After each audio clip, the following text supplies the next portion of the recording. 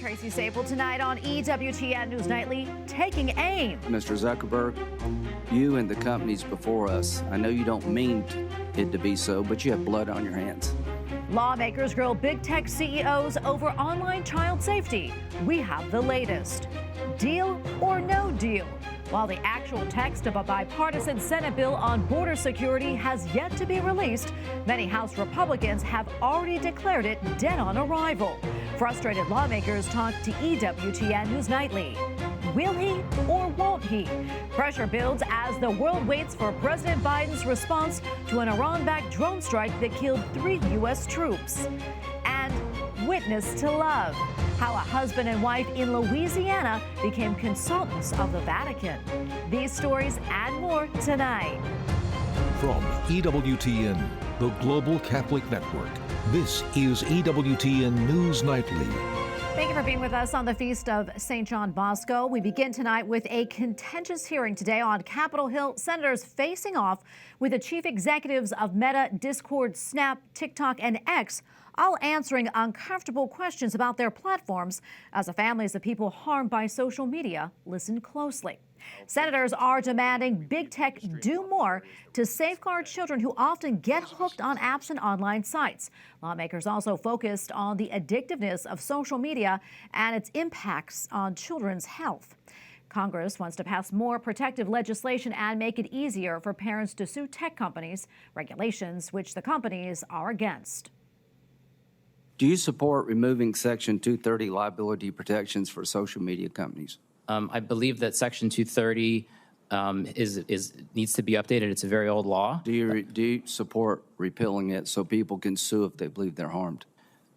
I think that Section 230, as written, while it has many downsides, has enabled innovation on the internet, which I think has largely been. Thank you very much. So here you are. If you're waiting on these guys to solve the problem, we're going to die waiting. You've got families from across the nation whose children are either severely harmed or gone, and you don't think it's appropriate to talk about steps that you took? The fact that you didn't fire a single person? Let me ask you this.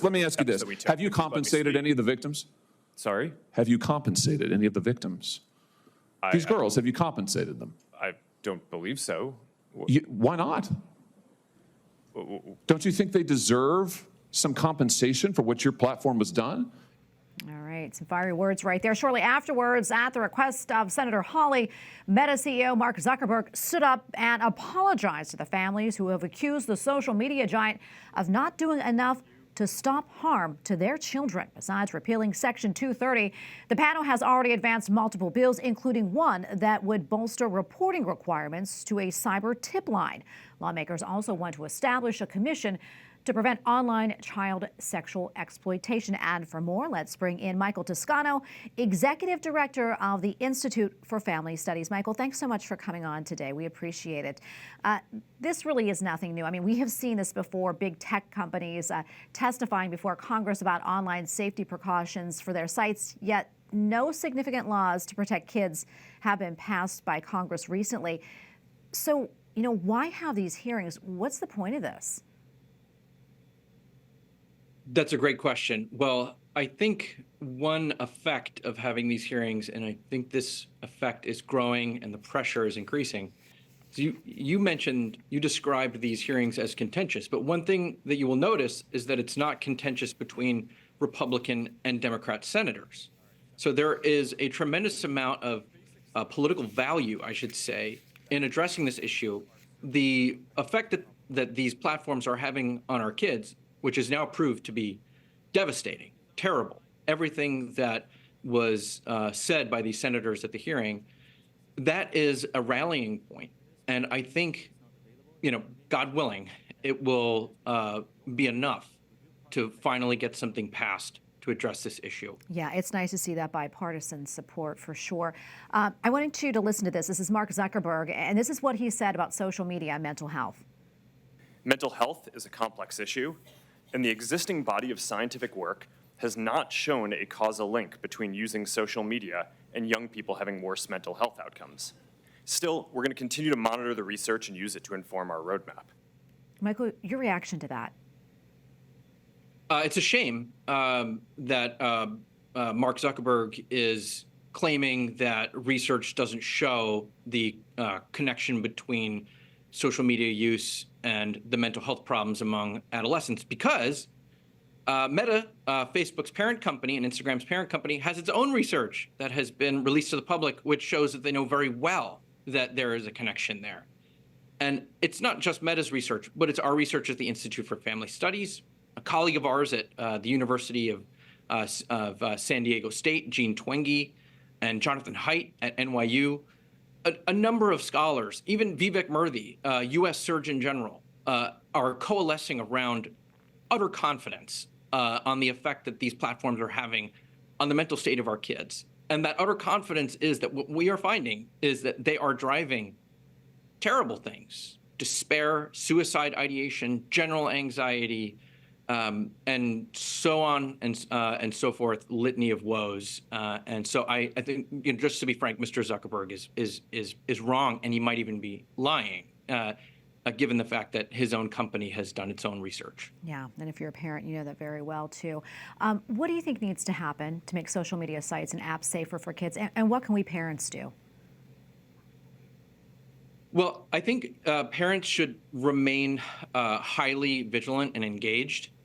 But right now, what they should be doing more than anything is that they should be calling their legislator, and they should be explaining in detail the effect that this is having on their kids.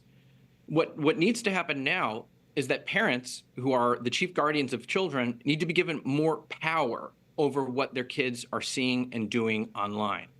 One of the big problems here is that because of the secretiveness of these platforms on the devices, is that parents are just cut out. And whatever parental tools are provided to them are useless, or they're opaque and difficult to use. So what's needed now is either for the industry to actually cough up some serious tools to give these parents to do something about it, or lawmakers need to do to force them to do that. Yeah, so much more we can talk about, but we got to leave it right there. Michael, thank you so much for coming on. Appreciate your insights. My pleasure. Thanks for having me. On Capitol Hill, talks continue on a border security package that would unlock aid to Ukraine and Israel. Senators have been working on it for weeks now, but no one really knows what's in it. Plus, former President Donald Trump is urging Republicans in Congress to block it. Capitol Hill correspondent Eric Rosales has the latest for us. Eric? Well, good evening, Tracy. Yes, the text of the bill still isn't made public just yet, and rumors are already flying. Everything from how many migrants are going to be allowed into the country to which ports of entry are going to remain open to parole processing times. Lawmakers are understandably frustrated, but I asked Republican Senator James Lankford, who's been working on the bipartisan measure behind closed doors, to get his thoughts. What are you advising to your fellow Republicans out there? Just wait and see and read the bill? Reading the bill, it's always so funny to us. We talk a lot as Republicans about we don't want to vote on something until we read it, and I encourage people to have the exact same principle right now. And what about former President Donald Trump already saying the deal is a disaster for America? What's interesting is a lot of the elements that are in this bill, President Trump was actually looking for when he was president, that he had said, hey, needs to be done. But people have to show courage. If you're afraid, you got to read the bill. I mean, don't be ignorant. Read the bill. And so if he hasn't read, maybe he's seen the bill. I don't know. Some of the reported rumors include the deal allows up to 5,000 migrants to cross the southern border daily, some illegally. Senator Lankford tells me he would never agree to that. But that's not stopping several House Republicans from saying no deal. The things that you see reported about it are so shockingly bad that I can't conceive how it would solve anything. Others are reserving judgment. I've been waiting for the text, see the text, go through it. Just because it's a deal doesn't doesn't ensure that it's a good deal. And we also shouldn't have the mindset of no deal is a good deal. House Speaker Mike Johnson spoke on the floor today, highlighting the tragedies of an open border. As for the deal, it must contain true policy changes. It takes transformational policy changes, and we know what policy changes will accomplish that. This is not conjecture. It's not Republican talking points. This is what the experts at the border, at the epicenter, tell us is necessary and needed. The Speaker himself said that, this is a non-starter. He doesn't want to bring this to the table. A bipartisan solution on the issue that they have been talking about for a year. As I've been reporting, aid to Ukraine and Israel is tied to the current border security bill, but now Republican Senator J.D. Vance is calling for a clean, only Israel aid bill. You may recall the House passed a measure providing some $14 billion to Israel, but that was paid for by taking money from the IRS, and the bill has yet to see the light of day over here on the side of the Senate. Tracy? Well, Eric, in yesterday's newscast, you highlighted the impeachment hearing against Homeland Security Secretary Alejandro Mayorkas. What's the latest there? Well, I tell you what, after a 13-hour marathon hearing, the House Homeland Security Committee voted 18-15 along party lines to advance articles of impeachment against Secretary Mayorkas. House Speaker Mike Johnson said on the floor just today, quote, that we will be moving forward swiftly on those articles. It's long overdue, but Secretary Mayorkas is only part of the problem. Again, he wants real border changes with this border security bill.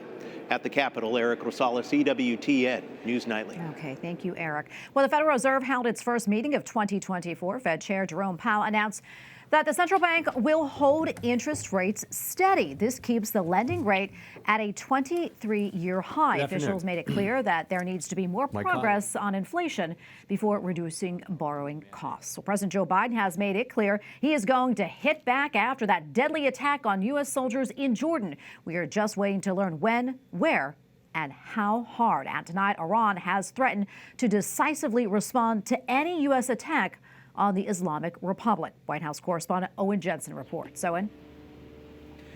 Tracy, President Joe Biden and his national security team no doubt have a wide array of options available on how to strike back. A weak response may do little to deter further attacks. On the flip side, there remains the fear of widening the current war. Huge columns of smoke rising above Gaza as Israeli forces press on with their offensive against Hamas. And as that war rages around the clock, the U.S. preparing its own retaliatory strikes in the Mideast, with President Joe Biden linking Tehran to the weekend drone attack that killed 3 U.S. soldiers and injured at least 40 troops. In the White House press briefing room today, this update. We believe that the attack in Jordan was planned, resourced, and facilitated by an umbrella group called the Islamic Resistance in Iraq. But an Iranian general warning, we are not after war, but we have no fear of war. And at the U.S. State Department, more questions about escalating violence. The United States response will not be escalatory. Our actions to date to defend U.S. troops have not been escalatory.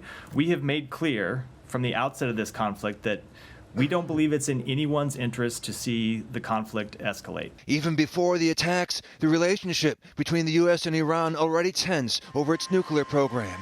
And earlier this week, the U.S. State Department announcing the United States will continue to use all available tools to hold the Iranian regime accountable for its attempts to extend its repression internationally, as well as its ongoing human rights abuses against its own people and its actions to sow instability in the Middle East region and beyond.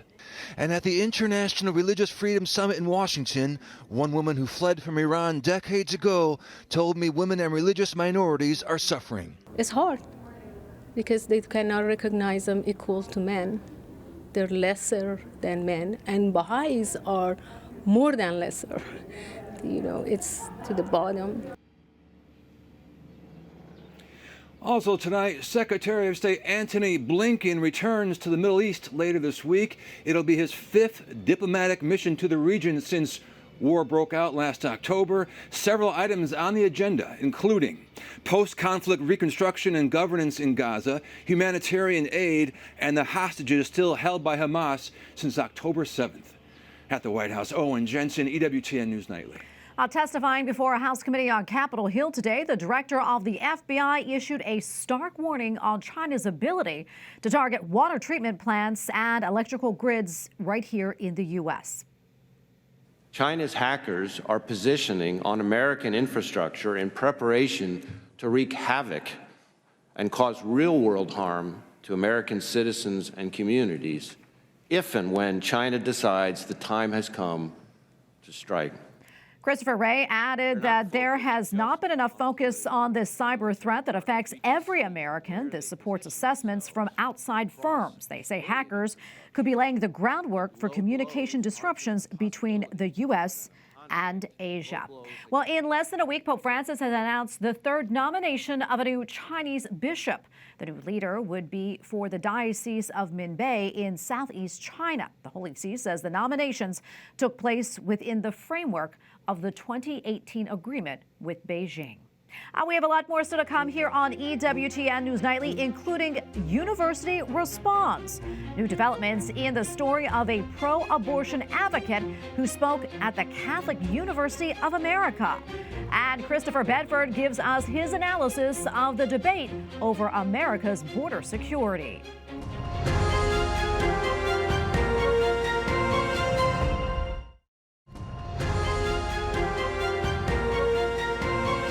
Reported earlier, there is a lot of debate and questions over the Senate's bipartisan border bill. But what exactly is in the bill, and what about the efforts in the House to impeach Homeland Security Secretary Alejandro Mayorkas? Here to discuss the future of the bill and the political strategy at work by both parties is Senior Fellow at the Common Sense Society, Christopher Bedford. Chris, great to have you back on. First off, I want to get your analysis of what's happening with this bill. Your thoughts? Well, right now it's looking really tough for this bill's survival. There's at the Republican conference where this bill has really been kicked from. Basically had a kind of come to Jesus lunch today where there was an uprising against it.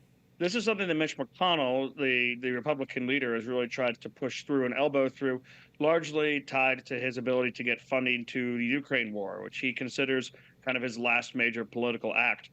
But cutting out so many Republicans from it has led to a lot of discontent. For example, Senator Mike Lee today pushed forward a resolution that Republicans be given the average amount of time, 2 to 3 weeks, to read this bill before it had to be voted on. Mitch McConnell voted against that, but the Republicans are actually able to pass it. And right now, we know it's dead on arrival in the House of Representatives. Speaker Johnson said no shot, but now it looks like that reality may even be true for the Senate. Chris, let's talk about the Democrats now. I mean, do you think that they're legislating in good faith here, or simply just pushing this bill through knowing that Republicans, are going to reject it? I hate to say it, but I do not think that they are legislating in good faith. Right now, the Democrats have recognized that the border is a major issue for them. Aside from some of the most vocal members of their base and some of the nonprofits, the border is something that Americans across the board are really concerned about. So they want to do something. But now you see President Joe Biden out there saying, well, I need congressional action in order to make this work. I need you to do something to fix it. But everyone actually knows that there was no congressional action to break it. The border was fairly secure under the last administration, historically so. So that line doesn't work anymore politically. All of the problems we're seeing at the border are a result of executive actions from the White House, and they're trying to pass the buck before the election. And what about these efforts to impeach Homeland Security Secretary Alejandro Mayorkas? Do you think this is the right move? I think they've got a good reason. I think, yeah, it's worthwhile for Republicans to actually try to hold him to account and to air some of this dirty laundry, and the fact that the border is so clearly not secure. I mean, that used to be something that you may hear about here, you may hear about in Fox or read about, but now it's gotten so bad that people feel it in the northern cities. It's being covered by local news channels. It's being covered by groups that tried to hide this for a long time. No, I don't think that Mayorkas actually will be impeached, but I think it's worth investigating for Republicans, at least politically.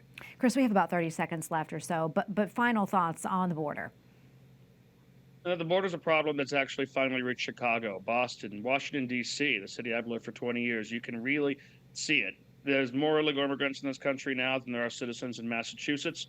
And it's becoming something that has been kind of a kickball over the last couple of decades, but now I think it's much more real in our political process. Chris, thank you so much. Always appreciate your insights and time. God bless. Thank you. Well, the Catholic University of America has fired a professor whose guest speaker to students was a pro-abortion advocate. The guest lecturer is the founder and CEO of a doula company and spoke to a psychology class about working with women who have abortions. In announcing the firing, CUA's president says the school is committed to promoting the full truth of the human person. Up next on EWTN News Nightly, Love Thy Neighbor. A beloved children's character asks an important question, and the world responds. Plus, a global marriage movement brings a family to the Holy See.